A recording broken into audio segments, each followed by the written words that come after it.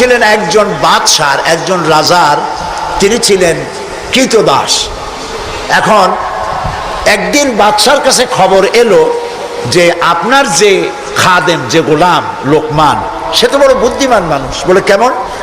যেখানেই যায় উট ভেড়া ছাগল ইত্যাদি তো পালে, তো যখন যেখানে যায় উট ভেড়াগুলো ছেড়ে দিয়ে তারপরে এক জায়গায় বসে, আর সব রাখালরা তার চারদিকে এসে বসে যায়, আর উনি জ্ঞানপূর্ণ কথা বলে।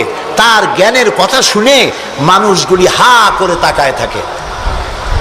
বাদশা মনে করলেন যে আমার ভেড়া ছাগল রাখে, তার যদি হয় এত জ্ঞান, তো তারও তো আমার আটকায় রাখা ঠিক না।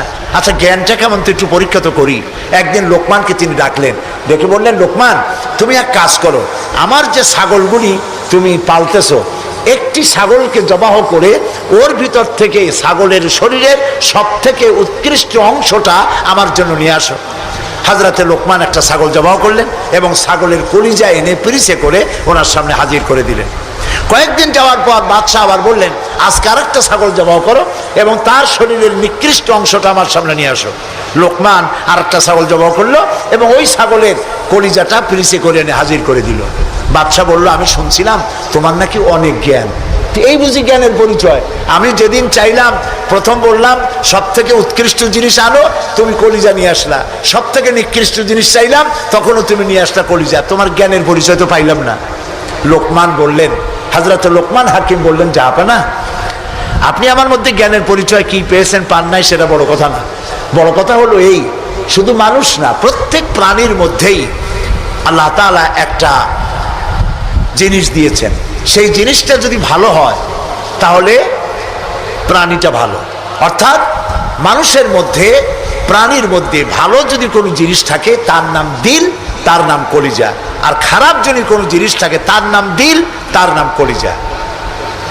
এখন লক্ষ্য করুন, লোকমান যে কথা বললেন 1000 বছর আগে, নবী করিম সাল্লাল্লাহু আলাইহি সাল্লাম 1000 বছর পরে পৃথিবীতে এসে সেই একই কথাই বললেন। একই কথাই বললেন। রাসূল কি বললেন? আল্লাহর নবী বললেন, ইন্না ফিল জাসাদে মুদগাতান, মানুষের শরীরের মধ্যে এক টুকরা গোশত আছে। গোশত টুকরা ভালো, গোটা শরীর ভালো। গোশত টুকরা খারাপ, গোটা শরীর খারাপ। আলা ওয়াহিয়াল কালব, সেটা হলো হৃৎপিণ্ড, সেটা হলো কলিজা। তাহলে লোকমান যে জ্ঞান পাইছিলেন, যে জ্ঞানের দ্বারা তিনি এই কথা বললেন, সেই জ্ঞানটা কার ছিল? বলেন কার? আর রাসূল যে জ্ঞান পেয়েছিলেন সেই জ্ঞানটা কার? কাজী আল্লাহর পক্ষ থেকে যে জ্ঞান আসে সেই জ্ঞানের কথা একরকম হয়, কিন্তু বুদ্ধিজীবী, দার্শনিক, তাদের কথা এক হয় না, বিজ্ঞানীদের কথাও এক হয় না। বিজ্ঞানের তো একটা থিওরি এরকম আছে যে বিজ্ঞানের কোনো থিওরি ফাইনাল নয়।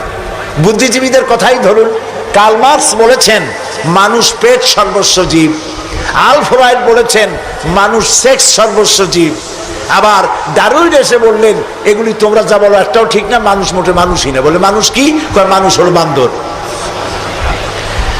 তো চিন্তাবিদ, বুদ্ধিজীবী, দার্শনিক, তাদের কথায় মিল নাই, নবীদের কথায় মিল আছে না নাই? বলেন, জোরে বলেন, আছে না নাই? আপনি কি এইরকম একজন দুইজন নবীর খবর জানেন?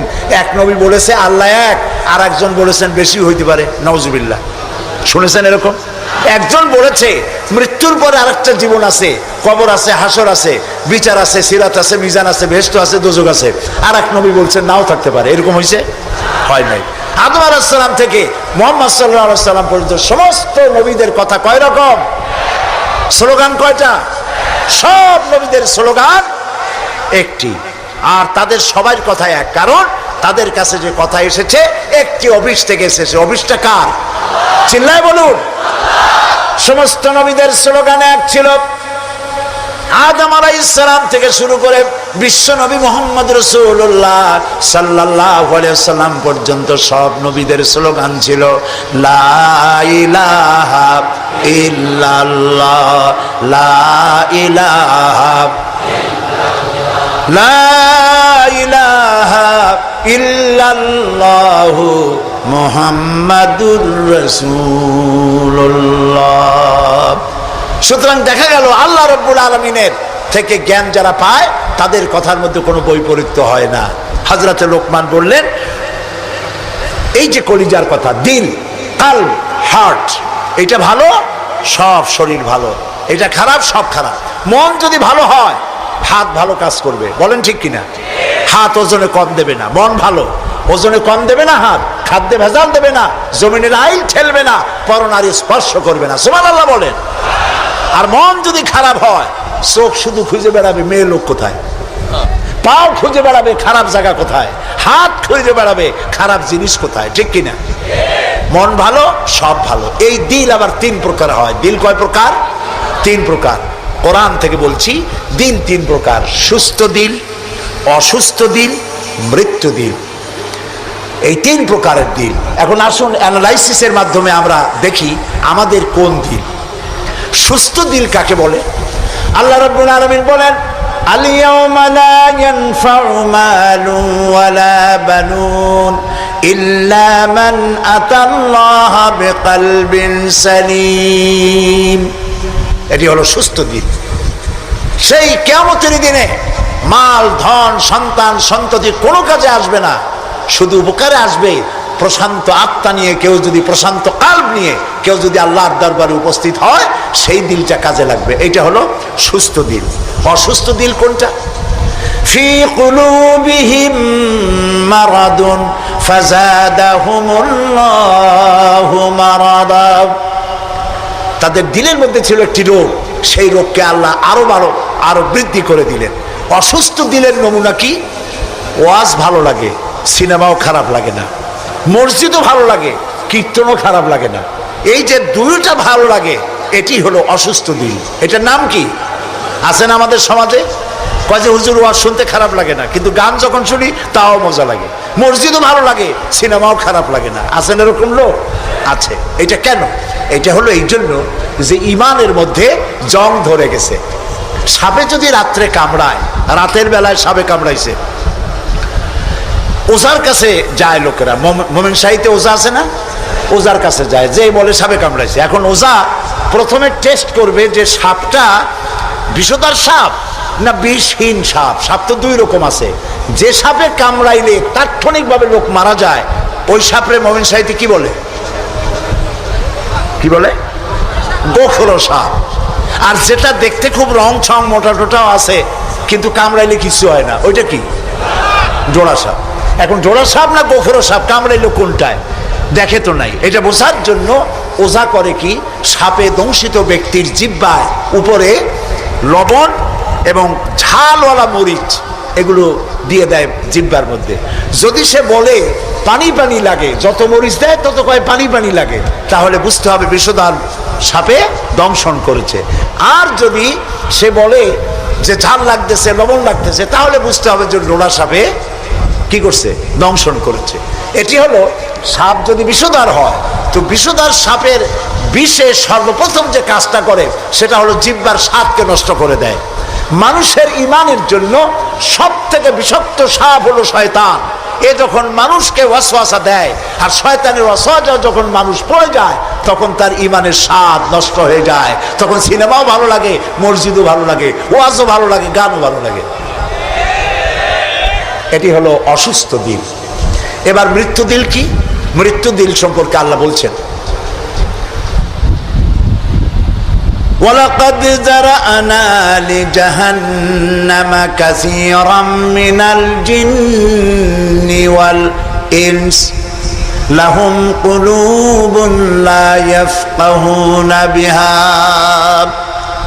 মানুষ আর জিনদের মধ্যে আল্লাহ তাআলা বলেন, আমি এক শ্রেণীর রেডিমেড জাহান্নামী তৈরি হয়েই আছে মানুষ এবং জিনের মধ্যে। ওরা কারা? লক্ষ্য করুন, মৃত্যু দিল কাদের? লাহুম কুলুবুন লা ইয়াফকাহুনা বিহা, যাদেরকে আমি হৃৎপিণ্ড দিয়েছি, বিবেক দিয়েছি, সব বোঝে, আমারে বোঝে না। আছেন এরকম কিছু বুদ্ধিজীবী? বলেন আছে না? কবি আছেন এমন কিছু, সাহিত্যিক আছেন এমন কিছু। নারীর সৌন্দর্য, নারীর রূপের সৌন্দর্যের ব্যাপারে কবিতা লিখতে লিখতে কলমের কালি শেষ হয়ে যায়, কিন্তু এই সৌন্দর্য কে দিলেন তার চিনতেই পারল না। ফুলের ব্যাপারে গান লেখে, কবিতা লেখে, ফুলের রং, ফুলের গন্ধ। প্রজাপতি, প্রজাপতি কে এত সুন্দর করে, কোন শিল্পী তোমার ডানায় এত সুন্দর রং দিল, তার গান তৈরি করে, কিন্তু প্রজাপতির রং কে দিল আরে খুঁজে পায় না। তারপরে বলে কি, বলে যে সব বুঝেছি, শান্তিনিকেতন গিয়া পড়ে শুনিয়া সাহিত্যের উপরে ডক্টরেট ডিগ্রি নিয়া কয় সব বুঝেছি। বলে বাবা কি বুঝেছো? কয় দেয়ার ইজ নো গড। সারা জীবন বসে বুঝলো যে প্রভু বলতে কেউ নাই, আল্লাহ বলতে কেউ নাই। বলে নাউযুবিল্লাহ, লাহুম কুলুবুন লা ইয়াফকাহুনা বিহা, সব বোঝে কিন্তু আল্লাহরে চেনে না। নিজের শরীরটা দেখে, আল্লাহরে খুঁজে পায় না। আরে তুমি তো তোমার শরীরটা দিয়েই আল্লাহরে চিনতে পারো, সুবহানাল্লাহ বলে। শরীরটা দিয়ে আল্লাহরে চেনা যায়। এই যে দুটো চোখ, এই চোখ দিয়ে সব সময় আমরা নেগেটিভ দেখি, সব সময় প্রতিটি চিত্র, প্রতিটি মুহূর্তে নেগেটিভকে পজিটিভ করে দেখায় কে? কে দেখায়? সুবহানাল্লাহ। এত সুন্দর দুটি চোখ আল্লাহ দিলেন, চোখের মধ্যে আল্লাহ আবার পানি দিয়ে দিলেন। পানি মানে কান্নার পানি না, এমনি চোখে পানি আছে। আপনি চোখে পলক মারেন, পলক মারেন না? কথা না বললে বুঝি কি? এই যে পলক মারেন, এটা কি ইচ্ছা করে মারেন না অটোমেটিক হয়? অটোমেটিক হয়। ইচ্ছে করে মারলে ফটর ফটর করতো। আপনি নিজের অজান্তেই চোখগুলি পলক মারে কেন? আল্লাহ রাব্বুল আলামিন মানুষের কল্যাণের জন্য এমন অটোমেটিক ব্যবস্থা করে তিনি রেখে দিয়েছেন। শহরে বন্দরে গ্রামে নগরে গঞ্জে বাতাসের ভিতরে পলিউশন আছে, রোগের জার্ম আছে, বাতাসের ভিতরে উড়ে বেড়ায়, অনবরত চোখের ভিতরে প্রবেশ করে চোখ নষ্ট করে দিতে পারে। এই জন্য রব্বুল আলামিন চোখের ভিতরে পানি ধরনের এক রকম মেডিসিন রেখে দিয়েছেন। প্রতি মুহূর্তে চোখ পলক মেরে মেরে চোখকে আল্লাহ তাআলা ক্লিন করে দিতেছেন। শরীরের ভিতরে একটা শরীর দিয়ে আল্লাহকে চেনার জন্য যথেষ্ট। এই শরীরে আল্লাহ অসংখ্য রগ রেশা দিয়েছেন। মাথা থেকে শুরু করে পা পর্যন্ত যতগুলি নার্ভ আছে, সবগুলি নার্ভ ছিঁড়ে ছিঁড়ে যদি জোড়া লাগানো যায়, পুরা পৃথিবী একবার ঘুরে আসা যাবে। সুবহানাল্লাহ কইতে ইচ্ছা করে না? আর যদি পাশাপাশি সাজায় রাখেন, 3 একর জমিন লাগবে একটা মানুষের রগ সাজায় রাখতে। এই রগগুলি দিয়ে আপনি আমি যা খাই, এটাকে বলা হয় কার্বোহাইড্রেট। চাউল চাউল জাতীয় খাদ্য, আটা আটা জাতীয় খাদ্য, চিনি চিনি জাতীয় খাদ্য, আর ডাল ডাল জাতীয় খাদ্য। এই 4 প্রকারের খাদ্য হলো কার্বোহাইড্রেট। এগুলি মানুষে খাইলে পরে শরীরের ভিতরে এর থেকে রক্ত হয়, এর থেকে পেশাব পায়খানা হয়ে বর্জ্য বেরিয়ে যায়। আর যেটা রক্ত হয়, সেই রক্তটাকে গোটা শরীরে প্রবাহিত করে শরীরটাকে আল্লাহ উষ্ণ রাখেন। সেজন্য এত রগ রেশা দিয়েছেন। এখন এই রক্তগুলিকে মাথা থেকে শুরু করে পা পর্যন্ত পৌঁছে দেওয়ার জন্য আল্লাহ একটা জেনারেটর রেখে দিয়েছেন বুকের মধ্যে। কন্তবুদ্ধি করে জেনারেটর নামটা কি? মাশাআল্লাহ, বুঝে ফেলেছেন। জেনারেটরের নাম হার্ট। সেটা অনবরত সিস্টোলিক অ্যান্ড ডায়াস্টোলিক এভাবে করে সম্প্রসারণ সংকোচন এরকম করতেছে। চিকিৎসা বিজ্ঞানীরা বলেছেন, মানুষকে মাথা থেকে শুরু করে কাটাকাটি করে সব বুঝেছি, কিন্তু হার্ট এরকম এরকম করে কেন, এর উৎস আজ পর্যন্ত পৃথিবী খুঁজে পায় না। এটি এভাবে করে করে রক্ত ছড়িয়ে দিচ্ছে। এখন দেখেন আল্লাহর খোঁজার ব্যবস্থা। মানুষ খাইয়া খাইয়া তারপরে হার্টের মধ্যে চর্বি গিয়ে জমে। হার্টের মধ্যে যে করোনারি আর্টারির মধ্যে গিয়ে চর্বি জমতে লাগলো। হঠাৎ করে রক্ত প্রবাহ যখন বন্ধ হতে থাকে, আর চলতে পারে না, তখন অ্যানজাইনা হয়, হার্টে বেদনা শুরু হয়। এই বেদনা শুরু হলে তাড়াতাড়ি ডাক্তার এনজিওগ্রাম করে তারপর দেখে কতটা নষ্ট হয়েছে। ওইটাকে যদি প্রয়োজন হয় রগ বদলাবার, তখন তাকে বাইপাস করা হয়। বাইপাস করে নতুন রগ লাগাতে হবে। এখন বলেন এই নতুন রগ কোথায়? গরুর রগ লাগাইলে হবে? বলেন, ছাগলের রগ? এখন আল্লাহ রব্বুল আলামিনকে চেনা সহজ।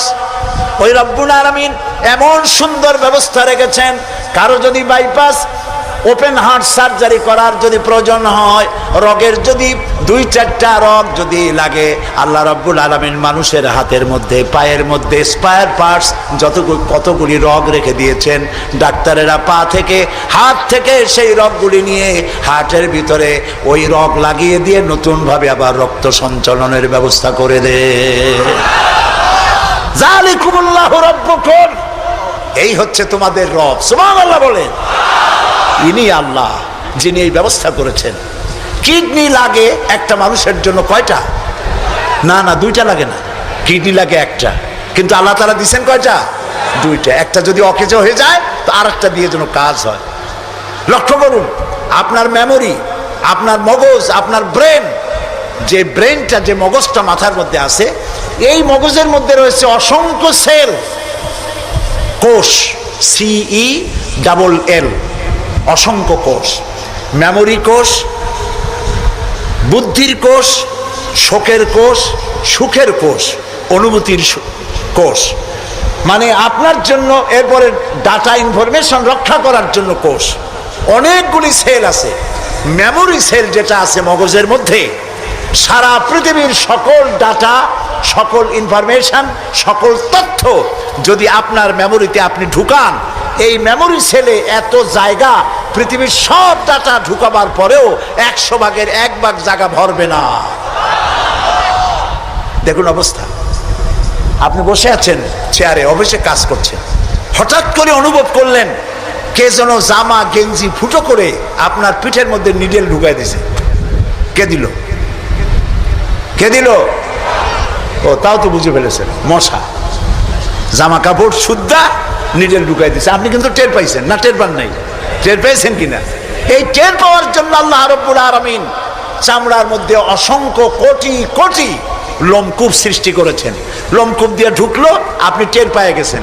টের পাওয়ার সাথে সাথে এই খবরটা চলে গেছে বুদ্ধির কাছে। বুদ্ধির একটা সেল আছে না ব্রেনে, আপনার ওই যে মগজের মধ্যে, ওইখানে চলে গেছে খবর যে পিঠের মধ্যে একজন ইনজেকশন করতে গেছে। বুদ্ধির সেল সাথে সাথে হাতের উপরে ফ্যাক্স পাঠায় দিয়ে ফ্যাক্স ঠাট করে মেরে দিয়েছে পিঠের উপরে, মশার গোষ্ঠী সাফ হয়ে গেছে। সময় লাগে নাই 1 সেকেন্ডও, সাথে সাথে অ্যাকশন, ডাইরেক্ট অ্যাকশন। সুবহানাল্লাহ। কপালে যদি থাকে আল্লাহরে চিনতে কষ্ট হয় না, আর কপালে না থাকলে শান্তিনিকেতন থেকে PhD ডিগ্রি করে কাফের হয়ে যায়, মুরতাদ হয়ে যায়, কপাল পুড়ে যায়। এই জন্য অল্পের মধ্যে বুঝতে সহজ, যদি ঈমান থাকে কিসমতে। প্রিয় ভাই সব, আল্লাহ রাব্বুল আলামিন বলছেন লাহুম কুলুবুন লা ইয়াফকাহুনা বিহা, তাদেরকে হৃদয় দিয়েছি, তাদেরকে বিবেক দিয়েছি, সব বুঝলো, আমারে বুঝলো না। তাদের আমি কান দিছি, সব শুনলো, কিন্তু আমার কথা, হকের দাওয়াত শুনলো না। চোখ দিলাম, সব দেখলো, কিন্তু সবকিছু দেখে আমারে খুঁজে পাইলো না। এদের অবস্থাটা কি? আল্লাহ রাব্বুল আলামিন বলেন উলাইকা কাল্লানাম, এরা চতুষ্পদ জানোয়ারের মতো। আল্লাহ বলেন না, তাতেও হয় না, বালহুম আদাল, এরা জানোয়ারের চাইতেও নিকৃষ্ট। বলেন নাউজুবিল্লাহ। জানোয়ারের চাইতেও নিকৃষ্ট। আমি চিন্তা করলাম যে আল্লাহ তাআলা জানোয়ার বলছিলেন, তা তো একটা ঠিক ছিল। জানোয়ার বলেছেন, জানোয়ার কে বললেন? পশু কে বললেন? আল্লাহ তাআলা বলেছেন। এখন চিন্তা করলাম আল্লাহ পশু বললেন, ঠিক আছে, কিন্তু পশুর চাইতেও খারাপ এই কথাটা বললেন কেন? বুঝে আসতেছিল না। আল্লাহ তাআলা বলেন, কোরআন যদি কেউ বুঝতে চায় তো বুঝার জন্য আমি তার দিল খুলে দেব। সুবহানাল্লাহ। ওয়া মান ইয়াত্তাকিল্লাহা ইয়াজআল লাহু মাখরাজা, আল্লাহকে ভয় করে কেউ পথ চলতে চাইলে আল্লাহ পথ তৈরি করে দেন। আমি চিন্তা করে দেখলাম সত্যিই তো জানোয়ারের চাইতেও তো মানুষগুলা খারাপ। ওই সব মানুষ যারা আল্লাহরে চিনল না। কিরকম দেখেন, আপনারা অনেকে বাড়িতে কুকুর পোষেন। কুকুর পোষে না মানুষ? কুকুর সাংঘাতিক বুদ্ধিমান প্রাণী এবং প্রভু ভক্ত। লন্ডনে তো বহুত কুকুর আছে যারা স্কটল্যান্ড ইয়ার্ড বাহিনীতে চাকরি করে, ভালো ভালো চাকরি করে, ইন্সপেক্টরও আছে, হ্যাঁ, কর্নেল আছে, মেজর আছে, ইন্সপেক্টর আছে। অবশ্য কুত্তায় জানে যে সে মেজর বা কর্নেল, এবং এরা দারুণ হুকুম পালন করে। চোরের ছবিটা দেখায় দেবে আর তার ব্যবহৃত কাপড়টা শুকায় দেবে, বাস শেষ কাজ। যেখানে পাবে সেখানে ধরবে। 1 কোটি ডলার বা পাউন্ডও যদি দেয়, কুত্তায় ছাড়বে না। সাংঘাতিক অফিসারেরা, কথা বুঝতে পেরেছে তো? অনেকে কুত্তা পোষে। এখন কুত্তা পুষেছে, মাহফিল আসছে একটা লোক, রাত 2:30, 2টা বা 11টার সময় বাড়ি ফিরেছে। কুত্তা টের পাইছে, অন্ধকার রাত, কে যেন আসতেছে। কুত্তা তার ভাষায় বলেছে হল্ট। এখন বাড়িওয়ালা বলছে এই ডব্লু, আদর করে নাম রাখছে কুত্তার ডব্লিউ। একটা ধমক দিল, কুত্তায় গলার আওয়াজ শুনে বুঝে ফেলেছে। কিন্তু কুত্তায় গলার আওয়াজ বোঝে না। কুত্তা তো ভালো গরুতেও বোঝে। আপনি আপনার গরুরে ডাক দেন অন্ধকারে, গরু আপনার ডাকে সাড়া দেবে, কাছে আসবে। আসে না এরকম? অন্ধকারে গিয়ে গরুর ডাক দিলে বাড়িওয়ালার ডাকে গরু সাড়া দিয়ে আসে না? বিল দিয়ে আসে না? কুত্তায় থেমে গেল, বুঝতে পারলো এ তো আমার মালিক, আমি তো ভুল করছি। যখন মালিক কাছে আসলো, কুত্তায় লেজ লড়াইয়া গাছ সাথে মিশে মিশে লেজ লড়াইতে লাগলো। তার ভাষায় সে বলতে লাগলো, আই এম এক্সট্রিমলি সরি। ও গ্রিন সিগন্যাল, লেজ নাড়াইয়া গ্রিন সিগন্যাল দিয়ে দিল, হুজুর আপনি যাইতে পারেন, স্যার আপনার জন্য দরজা খোলা। কিন্তু এইখানে যদি চোর হইতো আর ডাকাইত হইতো আর যত বলতো ডবলু থাম, তাহলে সে কি থামতো? গর্দানে কামড়াইতো, না হয় ঠ্যাঙ্গে কামড়াইয়া ঠ্যাং ঠং ভেঙে দিত, ঠিক কিনা? তাহলে বোঝা গেল কুত্তায় মালিকও চেনে, শত্রুও চেনে। আল্লাহ কয় উলাইকা কাল আনাম, এগুলো জানোয়ারের চাইতে খারাপ, বালহুম আদাল, এই জন্য খারাপ। কুত্তায় তো মালিক চিনলো, দুশ্মনও চিনলো, বন্ধুও চিনলো। এই মানুষগুলি আল্লাহকে চিনলো না, প্রভুকে মালিককে চিনলো না, তাকে অস্বীকার করলো। কুত্তার চাইতেও নিকৃষ্ট। প্রিয় ভাই সব, মানুষের এই তিন প্রকারের দিল, সুস্থ দিল, অসুস্থ দিল, আরেকটি হলো কি দিল? মৃত্যু দিল। সকল প্রকার দিলের একটা চিকিৎসা আল্লাহ কোরআনে করে দিয়েছেন, সুবহানাল্লাহ। আল্লাহ রাব্বুল আলামিন বলেন, সব হৃদয় জনিত, কলব জনিত রোগের চিকিৎসা হলো আলা বিযিকিরিল্লাহি তাতমাইন্নুল কুলুব। একমাত্র আমার স্মরণ, আমার জিকির, আমার স্মরণ মানুষের অন্তরাত্মাকে ঠান্ডা করে দিতে পারে, কলিজা ঠান্ডা করে দিতে পারে। আমার স্মরণে, আমার জিকিরে, আমার পথ অনুসরণে। প্রিয় ভাই সব, হযরত লোকমান তিনি বলছেন, আল্লাহ তাআলা বলছেন, আমি তাকে কি দিয়েছিলাম? জ্ঞান দান করেছিলাম। সেই জ্ঞানের ভিত্তিতে জ্ঞান দিয়েছিলাম এই জন্য যেন তিনি আমার শুকর আদায় করে। হযরত লোকমান আল্লাহর দেওয়া জ্ঞান দিয়ে শুকর আদায় করলেন এইভাবে যে তিনি আল্লাহর গুণগান, আল্লাহর তাওহীদের প্রচার শুরু করে দিলেন, সুবহানাল্লাহ। আল্লাহ তাআলা বলছেন, ওমা ইয়াশকুর, যে ব্যক্তি কৃতজ্ঞতা স্বীকার করে তা তার নিজের জন্য, আর যে করে না সে তার নিজের ক্ষতিই করে। এই যে আমরা মাগরিবের নামাজ পড়লাম, এই নামাজ পড়ছি কার জন্য? বলেন সবাই। উপকার হবে কার? উপকার হবে আমার। এই যে মাঝে মধ্যে আপনারা আলহামদুলিল্লাহ বলেন, সুবহানাল্লাহ বলেন, এতে উপকার কি আল্লাহ না আমার? বলেন সবাই। আমার। তাম পৃথিবীর এটা এই জন্য যে আল্লাহ তাআলা বিরাটত্ব, খুব লক্ষ্য করুন, আল্লাহ তাআলা বিরাটত্ব, মহানত্ব, শ্রেষ্ঠত্ব এবং মর্যাদার যে স্তরে আল্লাহ তাআলা আছেন, আমরা শুকর করে, প্রশংসা করে, সেজদা করে সেই স্তর থেকে 1 ডিগ্রি উপরে উঠাইতে পারবো না। এবং যেখানে তার মর্যাদা আছে, সারা পৃথিবীর সব মানুষ যদি আল্লাহকে অস্বীকার করে, ওই স্তর থেকে 1 ডিগ্রি নিচে নামানো যাবে না, অসম্ভব। এই জন্য কৃতজ্ঞতা যে প্রকাশ করে সে আল্লাহর জন্যই করে। আমরা যদি আল্লাহর জিকির আজগার না করি, আল্লাহর ক্ষমতা শেষ নাকি? বলেন। আল্লাহ রাব্বুল আলামিন বলেন, ইউসাব্বিহু লিল্লাহি মা ফিস সামাওয়াতি ওয়া মা ফিল আরদ। আকাশে যা কিছু আছে, জমিনে যা কিছু আছে, এর মাঝখানে যা কিছু আছে, সব আমার জিকির করছে, আমার তাসবিহ করছে। আপনারা বসন্তকালে গাছের ডালে শোনেন কোকিল পাখি কুহু কুহু করে ডাকতেছে। আল্লাহ রাব্বুল আলামিন বলেন, ওয়ালাকিন লা তাফকাহুনা তাসবিহাহুম, তোমরা ওদের তাসবিহ বোঝো না, তোমরা শোনো কুহু কুহু, আসলে সে ডাকে আল্লাহু আল্লাহু। বউ কথা কও, আছেন একটা পাখি মমন সাইতে নাই, আছে? ছোটবেলা থেকে শুনতেছি বউ কথা কও, বউ কথা কও। ওর বউ এত অভিমান করলো কেন? কথা মোটে কয়ই না।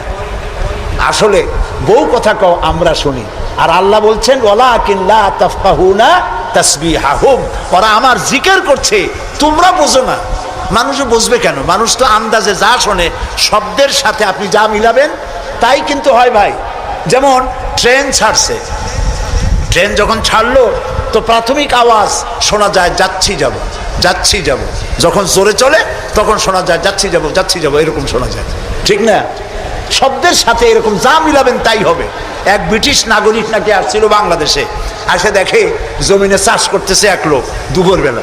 তো তারে গিয়ে ব্রিটিশ জিজ্ঞেস করতেছে, ব্রিটিশ নাগরিক জিজ্ঞেস করতেছে, ইংলিশ বেটা, হাউ ডু ইউ ডু? তো কৃষক বলতেছে, আমার বুঝি খাইয়ে খেয়ে কাম নেই, এখন তোমার সাথে আমি এই চার সারিয়ে দিয়ে হাডুডু খেলবো, এটা কথা হইলো নাকি? মানে শব্দের সাথে মানুষ যা মিলাইতে চায় তাই মেলে।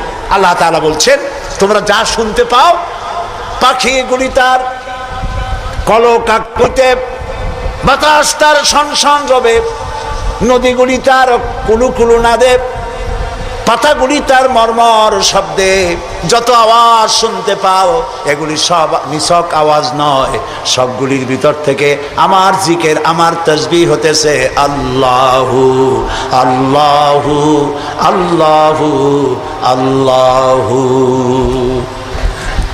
হযরতে লোকমান বলেন, আল্লাহ তাআলা শোনাচ্ছেন লোকমানের কথা, وَإِذْ قَالَ لُقْمَانُ لِابْنِهِ وَهُوَ يَعِظُهُ يَا بُنَيَّ لَا تُشْرِكْ بِاللَّهِ। স্মরণ করো সেই সময়ের কথা যখন লোকমান তার ছেলেকে ডেকে বলছেন, ইয়া বুনাইয়া, হে আমার কলিজার টুকরা সন্তান। আপনারা কি শুনতেছেন? আমার সাথে থাকুন, তাহলে বুঝতে সুবিধা হবে। হযরতে লোকমান বলছেন, ইয়া বুনাইয়া, ও আমার কলিজার টুকরা সন্তান। ওলামারা জানেন যে এখানে হওয়া উচিত ছিল ইয়া এবনি, ইয়া এবনি, ও আমার ছেলে, কিন্তু আল্লাহ তাআলা শোনাচ্ছেন লোকমান ডেকে বলেছি ইয়া বুনাইয়া, আমার ছেলে, ওইভাবে না বলে তিনি বললেন কি ইয়া বুনাইয়া। বুনাইয়া মানে কি? বুনাইয়া শব্দ এটা হলো তাসগীর করা হয়েছে, এটা বলা হলো হে আমার কলিজার টুকরা, নয়নের পুতুলি, বাবা ধন, সোনামণি। সুবহানাল্লাহ বলেন। দাওয়াতের এটি হলো টেকনিক। আপনি যখন ইসলামের দাওয়াত দিবেন তখন আপনাকে দাওয়াত দিতে হবে মিষ্টি ভাবে। আল্লাহ শিখাই দিয়েছেন, উদউ ইলা সাবিলি রাব্বিকা বিল হিকমাতি ওয়াল মাউইজাতিল হাসানা, উত্তম ভাবে, মিষ্টি করে, সুন্দর করে, বৈজ্ঞানিক পন্থায় সুন্দর সুন্দর কথা দিয়া মানুষকে আমার পথে ডাকো। আল্লাহ তাআলা বলছেন, সুবহানাল্লাহ। এই জন্য আপনি মেজাজ খারাপ করলে পারবেন না। যে চোরের কাশি রোগ হয় আর যে পীরের মেজাজ খারাপ, এ দুইজন ব্যবসায় ভালো করতে পারবে না। পীরের যদি মেজাজ খারাপ বেশি হয়, মুড়ির একটাও পাবে না। আর যদি চোরের কাশি রোগ হয়, চুরি করতে গিয়ে পিটান খাওয়া ছাড়া পথ নেই। তো আপনি দিনের দাওয়াত দিবেন, আপনার মেজাজ ভালো হইতে হবে, দাওয়াত দিবেন মিষ্টি করে। রাসূলুল্লাহর কথাটাই দেখেন, আগেই কোন সুবহানাল্লাহ। আল্লাহ রাব্বুল আলামিন বলেন, ফাবিমা রাহমাতিম মিনাল্লাহি লিনতা লাহুম ওয়ালাউ কুনতা ফাজ্জাল গালিদাল কলবি লানফাদ্দু মিন হাওলিক। হে রাসূল, হে রাসূল, আপনার প্রতি আল্লাহর করুণা হচ্ছে এই যে আল্লাহ তাআলা আপনার দিলটাকে নরম করে দিয়েছেন। সুবহানাল্লাহ। আপনার কাছে যেই আসে সিমেন্টেড হয়ে যায়, কেউ ছিটকে পড়ে না আপনার ব্যবহারের কারণে। রাসূলের ব্যবহার, সুবহানাল্লাহ বলে, সুবহানাল্লাহ। কি ব্যবহার! মসজিদে নববীতে এক বদবী এসে পেশাব করেছে মসজিদে নববীর মধ্যে। আচ্ছা কোন তো, এই মোমিন শাহীতে মসজিদের মধ্যে না, মসজিদের বাইরে দাঁড়াইয়া দেওয়ালের উপরে যদি কেউ পেশাব করে, আপনি কি করবেন? জি, বুঝতে পারছি আপনারা কি করবেন। চেহারা দেখি বোঝা যায় আপনারা কি করতে পারেন। মসজিদের ভেতরে পেশাব করতেছে রাসূলের সামনে, সাহাবায়ে কেরামদের চোখ মোটা হয়ে গেছে, ভাবখানা এই রাসূল পারমিশন দেন আর জম্মের মতো পেশাব করাই দেই। রাসূলুল্লাহ বললেন, না না, বাধা দিও না, তাহলে সে অসুস্থ হয়ে যেতে পারে, তার সবটা আনলোড হতে দাও। সবটা শেষ হইল, রাসূলুল্লাহ তাকে কাছে ডাকলেন, ডেকে বললেন, তুমি যে কামটা করলা, তুমি কি জানো এটা কি? কয় না, তা জানি না। তিনি বললেন, এটা হলো মসজিদ, আমরা এখানে আল্লাহরে সেজদা দেই। তোমার যখন এই কাজের দরকার হবে তখন বাইরে গিয়ে করবা। তোমাদের উপাসনালয় আছে না? কয় যে আছে। তো সেইখানে যদি এই কাম কেউ করে তাহলে তোমার কেমন লাগবে? এই কাজটা কখনো করবা না। লোকটি বলল, আমি তো শুনেছিলাম আপনি বাদশাহ, তা আমি এখন বুঝলাম আপনি বাদশাহ না। বাদশাহ হইলে যে কাম আমি করছি এতে তো আমার কল্লা এতক্ষণ গড়াগড়ি যাইতো। আপনি তো বাদশাহ না, আপনি অবশ্যই অবশ্যই আল্লাহর নবী, কোনো সন্দেহ নাই আমার মনের মধ্যে। এই ছিল রাসূলের ব্যবহার।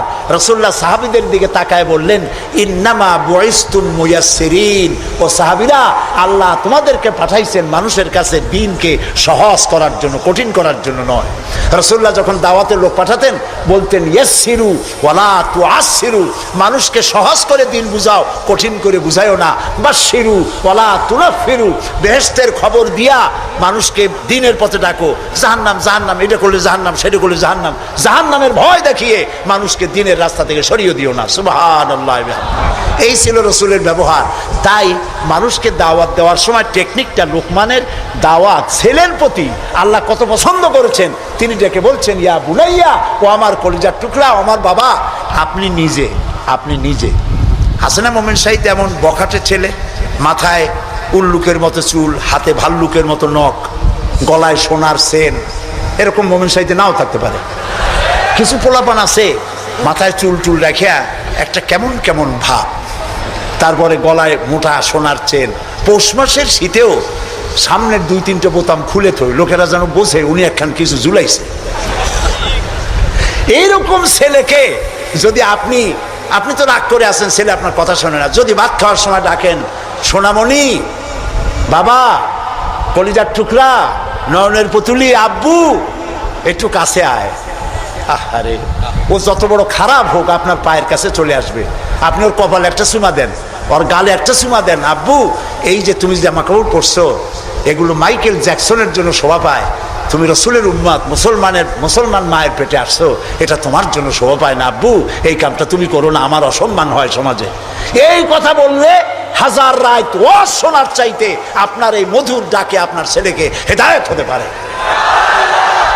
হযরতে লোকমান এইটা শিখাইছেন, ইয়া বুনাইয়া, ও আমার কলিজার টুকরা সন্তান। নসিহত শুনে মনে হয় যে ছেলে খুব ছোট, কিন্তু আসলে ছোট না। ছোট ছেলের এত বড় নসিহত করা যায় না। নসিহতের গুরুত্ব বুঝে বোঝা যায় ছেলে ছোট না, ছেলে বড়, কিন্তু ডেকেছেন তিনি সোনামণি বলে। যেমন আমাদের দেশে খোকা আছে, গেদা আছে। আমাদের বরিশালে পিরোজপুরে বাচ্চা ছেলেদেরকে আদর করে ডাকে গেদা, আর বেশি আদর করলে কয় গেদু। মোমেন সাহিত্যে কি কয়? খোকা কয় না? খোকা বা গেদা কিছু বলে তো বাচ্চাদেরকে? গেন্দা, গেন্দা তো আরো মজা। এখন গেন্দা, জি। তো খোকারে ডাক দিল, এই খোকা, গেন্দু, আরে মেহমান আসছে, একটু চাটা নিয়ে আয়। মেহমান মনে করে গেন্দু বুঝি খুব ছোট, গেদা খুব ছোট। গেদা যখন চা নিয়ে আসলো, দেখা গেল গেদা শুধু ছোটই না, শুধু নিজে গেদা না, কয়েক গেদার বাপও।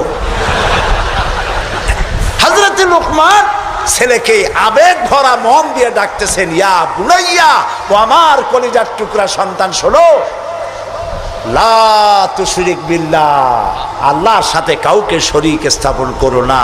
জোরে বলেন সুবহানাল্লাহ। প্রথম দাওয়াত। আমার উচিত ছিল আমার সন্তানকে এই কথা শেখানো যায়, আল্লাহর সাথে শরীক করবা না। ইন্না শিরকা লা যুলমুন আযীম, শিরক হচ্ছে মস্ত বড় জুলম। কে বলেছেন? জুলুম কারে বলে? ওলামারা বুঝবেন। জুলম বলা হয় ওয়াদউশ শাই ফি গায়রি মুহাল্লি, যেখানে যে জিনিস রাখার নয় সেইখানে সেই জিনিস রাখার নাম জুলম। যেমন এই টুপি রাখার জায়গা কোথায়? মাথায়। যদি হাঁটুর উপরে থুই তাহলে টুপির উপরে কি করা হলো? জুলুম করা হলো। নৌকা রাখার জায়গা কোথায় বলেন? সেইটা যদি রাস্তার উপরে টানায় থই তাহলে নৌকার উপরে কি করা হয়? জুলুম করা হয়। যে জিনিস যেখানে রাখার ওটা সেখানে রাখতে হবে, উল্টা করলে কি হবে? জুলুম হবে। হযরতে লোকমান বলছেন, ইন্না শিরকা লা যুলমুন আযীম, শিরক হচ্ছে মস্ত বড় জুলম। তাহলে শিরকটা কি? শিরক হলো আল্লাহর কাছে যেসব সাহায্য পাওয়া যায় ওই সব সাহায্য অন্যের কাছে চাওয়া যাবে না। সাহায্য, ওয়াইজা সাআলতা ফাসআলিল্লাহ ওয়াইজা ইসতাআনতা ফাসতাইন বিল্লাহ, ক্বালা নবী সাল্লাল্লাহু আলাইহি ওয়াসাল্লাম। নবী করিম সাল্লাল্লাহু আলাইহি ওয়াসাল্লাম বলেছেন, কিছু চাইতে হলে কার কাছে চাও? অন্যের কাছে চাইলে কি হবে? শিরক হবে। কোনটা একটু বোঝেন। আপনারা বিরক্ত হচ্ছেন না তো? নিতান্ত পেশাব পায়খানার বেগ না হলে মানুষের মধ্য দিয়ে হাঁটবেন না, একটু বলে নিলাম। আমি আপনাদেরকে কাউকে কষ্ট দিতে চাই না। নিতান্ত প্রচন্ড পেশাব পায়খানার চাপ না হলে মানুষের মধ্য দিয়ে হাঁটা ঠিক না। মুসলমানদেরকে কষ্ট দেওয়াও কবিরা গুনার শামিল। তো আল্লাহ তাআলার সঙ্গে চাইলে পরে চাওয়াটাই শিরক নয়। যেমন আমার ঘরে অনেক সময় মেহমান আসে, আমার ঘরে চা বানাবো, চিনি নেই, তখন আমার ঘরের কাজের লোককে বলা হয় দোতলায় যাও বা তিনতলায় যাও, একটু চা, একটুখানি চায়ের পাতা বা একটুখানি চিনি চায়ে নিয়ে আসো। এটা কিন্তু শিরিক না। আমি বাড়ি বানাইতেছি, টাকায় কুলাইতে পারছি না, আমি দেলোয়ার হোসেন খান দুলু ভাইকে বললাম, ভাই আমরা তো পার্লামেন্টে একসাথে থাকি, আমি তো টাকায় কুলাইতে পারতেছি না, আমার 10 লাখ টাকা দেন। এটা শিরিক না। কথা কি বুঝে আসতেছে? কোনটা শিরক? শিরক হলো বিবাহ করেছে 8-10 বছর বাচ্চা হয় না, এই বাচ্চা আপনি কোনো খাজা বাবা কোনো পীরের মাজারে চাইতে পারবেন না, এটার নামই শিরক। আমার অসুখ হয়েছে, আমি রোগ মুক্তির জন্য কোনো পীরের নামে মানত করতে পারি না, হারাম। মানুষের নামে মরা পীর অথবা জীবিত পীর, কোন পীরের নামে মানত এবং তার কাছে আশা পূরণের জন্য যাওয়া জায়েজ নাই, হারাম, হারাম এবং হারাম। সন্তান দেবে কে? চিল্লায় বলেন। সন্তান দেওয়ার মালিক তিনি, তিনি ছাড়া কেউ সন্তান দিতে পারে না। এই দেখুন কোরআন, কোরআনে কারিমে রব্বুল আলামিন বলেন, আমি কাউকে কন্যা দেই, আমি কাউকে পুত্র দেই, কন্যা দেই না, কন্যা দেই তো পুত্র দেই না, আবার কাউকে কন্যাও দেই পুত্রও দেই, আবার কাউকে কিছুই দেই না। ইন্নাল্লাহা আলা কুল্লি শাইইন কাদির। সমস্ত জিনিসের উপরে ক্ষমতা কার? সবাই বলেন আল্লাহ তাআলার ক্ষমতা। আচ্ছা, আরেকটা কথা বলেন, আপনারা জবাব দেন, পীর বুজুর্গ তারা বড় না নবীরা বড়? কারা বড়? মানুষে বোঝে না, সেই জন্য বলে পীর পয়গম্বর। কথা বলতে গিয়ে বলে পীর পয়গম্বর, মনে হয় যেন পীর আসছে আগে পয়গম্বর আসছে পরে। কি অন্যায় কথা। প্রিয় ভাই সব, পীর আর নবী তুলনা দেওয়া মোটেও জায়েজ নাই। তবে একথা আমি বলতে পারি, সারা পৃথিবীর সব পীর, সারা পৃথিবীর সব আলেম, সব যদি একত্রিত হয় একজন নবীর জুতার সমান হবে না। বলেন সুবহানাল্লাহ। তারা আল্লাহর নবী, কোন নবীর কোনো ভুল নাই, গুনাহ নাই, মাসুম, বেগুনাহ, আল্লাহ নিজে তাদেরকে হেফাজত করেন। সুবহানাল্লাহ। এবার দেখুন, আমরা সন্তান চাইতে আমাদের লোকেরা গেল মাজারের কাছে, আর হযরতে জাকারিয়া আলাইহিস সালাম সূরা আলে ইমরান, আমি কি গল্প করতেছি না কোরআন শুনাইতেছি? সূরা আলে ইমরান আপনারা পড়বেন। সূরা আলে ইমরানের মধ্যে আছে হযরতে জাকারিয়া আলাইহিস সালাম বুড়া হয়ে গেছেন, সন্তান নাই, একটাও নাই। তিনি আল্লাহর কাছে ফরিয়াদ করলেন, আল্লাহ আমি একদম বেওয়ারিস হয়ে যাব মরিয়া, তুমি আমাকে একটা সন্তান দিও। একদিন তিনি নামাজ পড়তেছিলেন, নামাজের মধ্যে হযরতে জিবরাইল আলাইহিস সালাম আসলেন। হযরতে জিবরাইল ওহী নাজিল করলেন। আল্লাহ তাআলা বলেন, হে জাকারিয়া, আমি তোমাকে সুসংবাদ দিতেছি, তোমাকে একটি পুত্র সন্তান দেওয়া হবে। পুত্র সন্তানটি জন্মগ্রহণ করার সঙ্গে সঙ্গে নাম রেখে দিও ইয়াহইয়া। ছেলে হবে, সন্তান হবে, সন্তান হবে ছেলে। আর নাম রেখে দিলেন কে? আল্লাহ নিজেই। হযরতে জাকারিয়া প্রশ্ন করলেন জিবরাইলকে, জিবরাইল, আল্লাহ তো বললেন যে আমারে আল্লাহ ছেলে দিবেন, কিন্তু এই ছেলেটা হবে কেমনে? আমি তো বুড়া, সোজা হয়ে খাড়াইতেও পারি না, আমার বউ হলো বুড়ি, আকিম, বন্ধা, বাজা, জিন্দিগিতে বাচ্চা হয় নাই, আমি বুড়া, বউ বুড়ি, বাচ্চা হবে কেমন? হযরত জিবরাইল জবাব দেন নাই। জবাব দিয়েছেন কে? মাত্র একটি শব্দ দিয়ে জবাব দিয়েছেন তিনি। আল্লাহ তাআলা বলেছেন, কাযালিক, যেমনি ইচ্ছে করি তেমনি বাচ্চা দেব। সুবহানাল্লাহ বলে। আল্লাহ তাআলা কিছু করতে চাইলে তিনি তো কুন ফায়াকুনের মালিক। দুইটা অক্ষর, কোন, কাফ আর নুন, কোন। আল্লাহ বলেন কোন, দেনান দেয়ার হয়ে যায়। সুবহানাল্লাহ। আল্লাহ তাআলা মানুষ বানাবেন, বাপ মা কিছু দরকার নাই, খালি কতটুকু মাটি হইলেই সারলো। পারছে কিনা বানাইতে? বলেন, নাম কি? কাদাও দরকার নাই। আল্লাহ মানুষ বানাবেন, বাপ মা, বাপের দরকার নাই, খালি একটা মেয়ে লোক দরকার। পারছেন না বানাইতে? কে তিনি? ঈসা আলাইহিস সালাম। ফাআলুল লিমা ইউরি, যা খুশি তাই তিনি করতে পারেন। এই আল্লাহরে থুইয়া তোমরা যাও কই? ফাইনা তাযহাবুন, কোথায় যাও? মুসলমানেরা বোঝে না। প্রিয় ভাই সব, আফসোস করে বলি, লোকেরা মাজারে যায়, মাজারে যাইয়া যা করে এই মুসলমানরা, মুসলমানই থাকে না। আমার নিজের চোখে দেখা, চট্টগ্রামে বাইজিদ বোস্তামির মাজার তারা বলে, কিন্তু ইতিহাস বলে না যে ওখানে ওনার কবর আছে। উনি ওখানে আসছিলেন একবার, এটা ইতিহাসে পাওয়া যায়। তো একটা পুকুর আছে, আমি একবার গেলাম, এত লোক যায় কি দেখি গিয়া, দেখি একটা পুকুর, সেই পুকুরের মধ্যে বিরাট বিরাট কচ্ছপ, বোধহয় ওর 4টা কচ্ছপ এই মঞ্চে ধরবে না, এত বড় বড় কচ্ছপ, গায়ে সেদলা পড়ে গেছে। মুসলমান, মাথায় টুপি, মুখে দাড়ি, গরুর কলিজা খাসির কলিজা নিয়ে গেছে, কাটিয়া কাটিয়া কচ্ছমরে খাওয়ায়, আর কচ্ছমের পায়ে হাত দিয়ে চুমা খায়। নাউজ বিল্লাহি মিন যালিক। বুজুর্গ কচ্ছম, মুসলমানে কদমুচি করে কচ্ছমের। আমি দেখে চিন্তা করলাম, ক্ষুধার্ত, তৃষ্ণার্ত, এতিম, গরিব মানুষের যদি এই দৃশ্য দেখে তাহলে সে হয়তো আফসোস করে বলবে, আল্লাহ, মানুষ না হইয়া কোনো পীরের দরবারের কসম হইলে তাও মাঝে মধ্যে একটু কলজা খেতে পারতাম, এখন তো ভাতও পাই না। নাউজুবিল্লাহ। একটা গাছ দেখলাম দূরের থেকে, অনেক ফল। আমি চিন্তা করলাম, গাছে এত ফল হয়, কি গাছ? কাছে গিয়ে দেখি কি ফল, ইট আর পাথর ঝুলানো, দড়ি দিয়া ইট পাথর ঝুলানো। আমি জিজ্ঞেস করলাম, ভাই এগুলো কি? এগুলো মেয়ে লোকেরা ঝুলাই গেছে। কেন? কয়েছে যেসব মেয়ে লোকের বাচ্চা হয় না, ওরা এখানে মানত করে, ইট ঝুলাবো, পাথর ঝুলাবো। তো এর সিগনিফিকেন্স কি, দর্শনটা কি? কয়েছে দর্শন হলো এই মেয়ে লোকদের ধারণা যে এইভাবে ঝুলাই থুয়ে গেলে এ যেমন ভার হয় ডালের মধ্যে, ওই রকম পেটের মধ্যে ভার হইতে হইতে একদিন বাচ্চা হয়ে যাবে। কি আশ্চর্য কথা!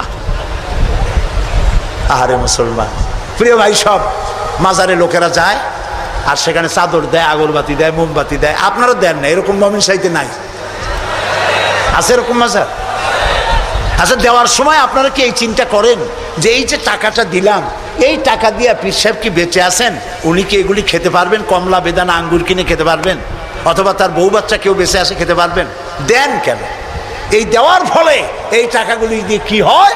ওইখানে বসে আছে কিছু লোক যারা মাথায় শালু কাপড় বাঁধা, আছে না?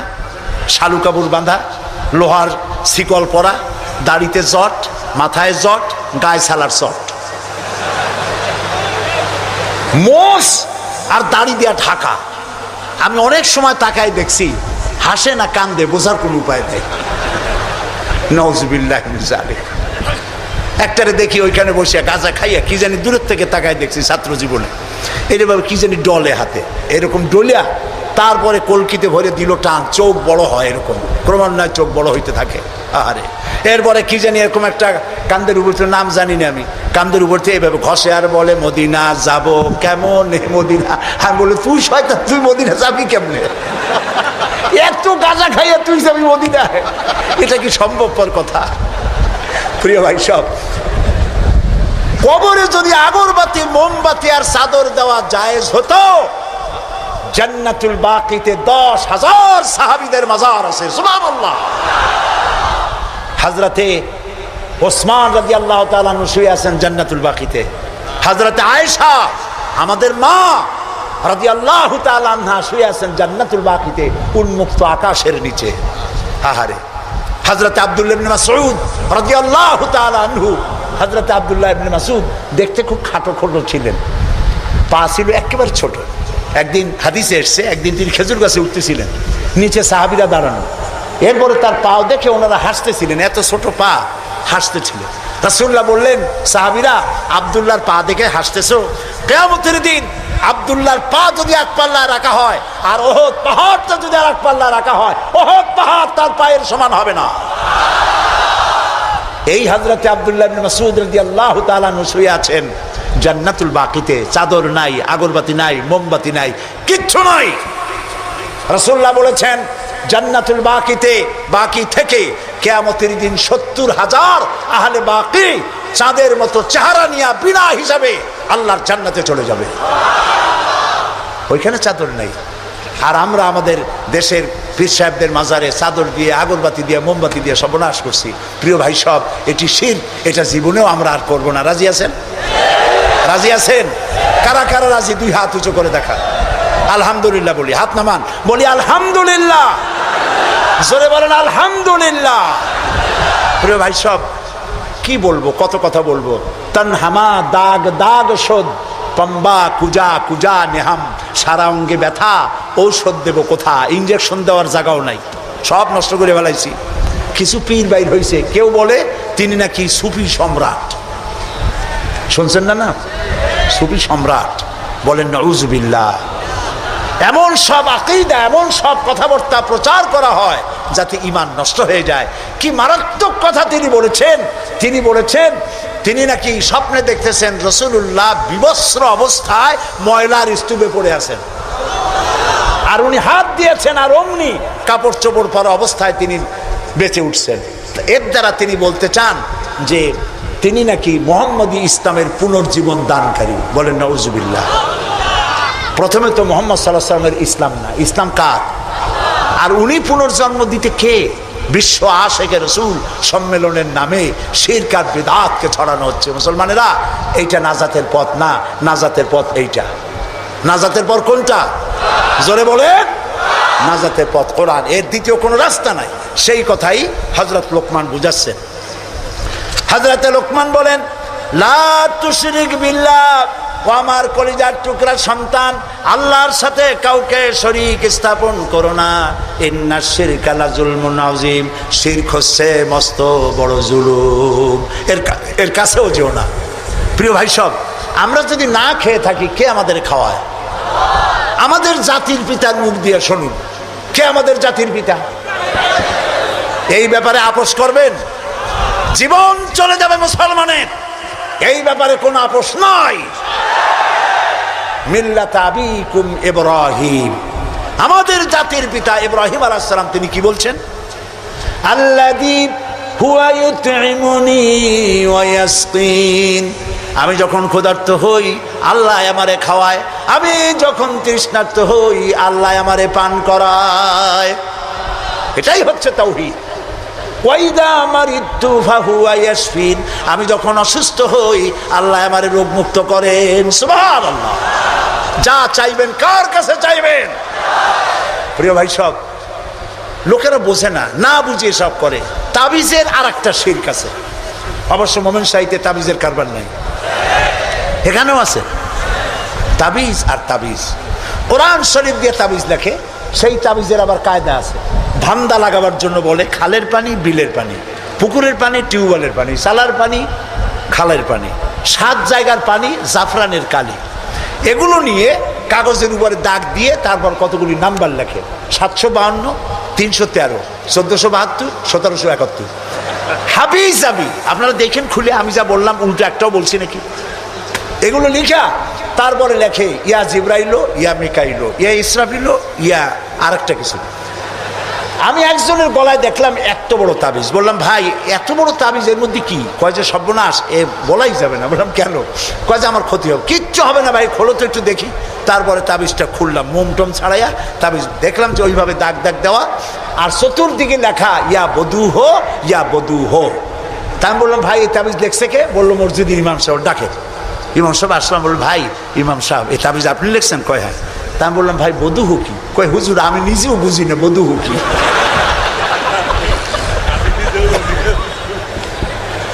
এখানে ওলামায়ে কেরাম আছেন, তারা হয়তো জানতে পারেন। আমি আমার বিদ্যা যতটুকু না, আমি বধূ হো চিনি নাই কি জিনিস। এই সব তাবিজ লিখে লিখে গলায় ঝুলানো হচ্ছে। পীর সাহেবদের কাছে যায়, লাল সুতো কালো সুতো নিয়ে যায়, পীর সাহেবরা পরে ফুদায় গিরে দেয়, ফুদায় গিরে দেয়। এই সুতা গলায় বান্ধা, তারপরে এই সব তাবিজ ঝুলানো। হাদিস শরীফে এসেছে শিরক। শিরক রাসূল এটা করেন নাই। একজন সাহাবী তাবিজের ব্যবসা করেন নাই। ঝাড়ফুঁক করেছেন, ঝাড়ফুঁক করা জায়েজ আছে, রাসূলুল্লাহ করেছেন, সাহাবায়ে কেরাম করেছেন। ঝাড়ফুঁকের জন্য কোরআনের মধ্যে 2টা সূরা শুধু ঝাড়ফুঁকের জন্যই আল্লাহ নাজিল করেছেন, একটা সূরা ফালাক আর একটা সূরা নাস। সুবহানাল্লাহ বলেন। মানুষের ক্ষতি করতে পারে, জাদু টোনা করতে পারে, সেজন্য রাসূলুল্লাহ বলেছেন, লক্ষ্য করেন হাদিস, সূরা ফালাক সূরা নাস 3 বার পড়বে ফজরের পরে, 3 বার পড়বে রাতে শোয়ার সময়। পড়িয়া হাতের মধ্যে ফু দিয়া এই হাত দুটো মাথা থেকে শুরু করে শরীরের মধ্যে ডলে দিবে। রাসূলুল্লাহ নিজে এটা করতেন। আল্লাহ রাসূল বলেছেন, এই আমল যে করবে, দুষ্ট জিন, দুষ্ট শয়তান, দুষ্ট মানুষের অনিষ্টতা থেকে আল্লাহ তাকে হেফাজত করবেন। সুতরাং এই তাবিজের ব্যবসা ছাড়া উচিত এবং সব রকমের শিরক থেকে মুক্ত হওয়া উচিত। তাহলে আল্লাহ তাআলা আমাদের প্রতি রহম করবেন। আল্লাহ তাআলা জিজ্ঞেস করছেন, ছেলে মেয়ে সুস্থতা অসুস্থতা মানুষের কাছে চাও কেন? আলাইসাল্লাহু বিকাফিন আবদা। আবার শোনেন, কে বলতেছেন কথা? আলাইসাল্লাহু বিকাফিন আবদা।